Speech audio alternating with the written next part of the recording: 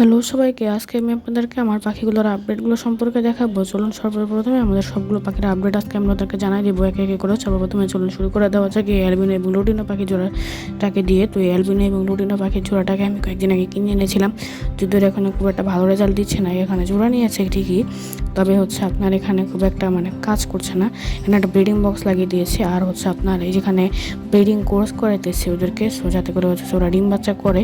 আর এখানে খাবার নাই দেখা যাচ্ছে, তাই এখন ভাবতেছে হচ্ছে ওদেরকে খাবার দিয়ে দিব এখন দ্রুত। আর এখানে কোকাটেল পাখিটা, তো কোকাটেল দুটাকে হচ্ছে আমি দেখতেছি খালি বক্সে যায় বসে থাকে, হয়তো এরও ডিম পারবে খুবই শীঘ্রই, আল্লাহ ভরসা দেখা যাক। এখন হচ্ছে বক্সটা খুলে আমি চেক দিব ফিমেলটা আসলে কি এখনো ডিম পারছে কিনা। সো যে ফিমেলটা সারাদিন খালি বসেই থাকে, দেখেন এখনও কিন্তু বসেই আছে, খুবই অ্যাগ্রেসিভ এস দেখাচ্ছে। যা কারো যদি জানা থাকে যে আসলে এই পাখিগুলো কেন এরকম করছে, তাহলে অবশ্যই আমাকে কমেন্ট করে জানাতে পারেন।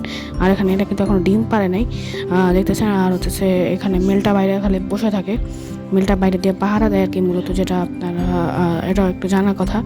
সো আর হইতেছে আপনার এর উপরের দিকে হইতেছে এখানে আছে জাপানিজ বাজিগার, এদেরকে দেখছি জোড়া নিতে। সো এরা হইতেছে একদম প্রপার পেয়ার হয়ে গেছে। সো এখন হচ্ছে ফিমেলটা হাড়ির ভিতরে বসে থাকে, হয়তো দু একদিন হয়তো ডিম পেড়ে দিবে। আর তার পরবর্তীতে হচ্ছে আপনার এখানে আছে হচ্ছে যেই পেয়ারটা আমি কিনে আনছিলাম, সো এগুলো হচ্ছে নতুন করে কিনছি।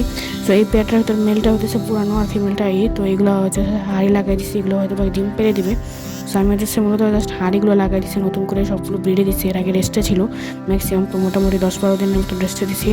আর হতেছে আপনার এখানে যেটা দেখতেছেন, সেখানে ডায়মন্ড ডাফটা হয়তো ডিম দিবে, আজকে ডিম পেড়ে দিচ্ছে, অথবা হইতেছে আপনার 2-1 দিনের ভিতরে এটা ডিম পারবে।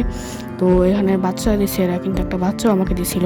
সো দেখেন এখানে মেলটা বাইরে খাইতেছিল। সো এখন হচ্ছে আমাকে দেখে ভয় পাইছে ক্যামেরা দেখে, আসলে ক্যামেরার সাথে খুব একটা অ্যাডজাস্টেড না। আর হচ্ছে নেস্টিং ম্যাটেরিয়াল কিছু দিছি, তো ফিমেলটা আর হচ্ছে এই যাদের বাচ্চা লুতুপুতু বাচ্চা একদম ঠিক আছে, একটা সিঙ্গেলি বাচ্চা হয়েছে, একটা মারা গেছে কীভাবে জানি আমি জানি না।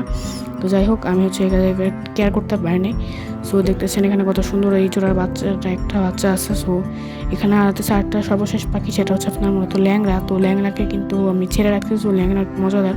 আর হচ্ছে ওকে ও উঠতে পারে না, সমস্যাটা হচ্ছে এটা যে উঠতে পারে না, ওকে কিছু খাবার দিয়ে রাখছি যদি এখন খাইতেছে না। সো হচ্ছে সে প্রচুর চালাক হয়ে গেছে পাখিটা ল্যাংড়া, কিন্তু দেখেন ধরাই যায় না একেবারে, খালি উড়ার চেষ্টা করে। তো দেখতেছেন ধরছি হালকা পাত্তা করে, কিন্তু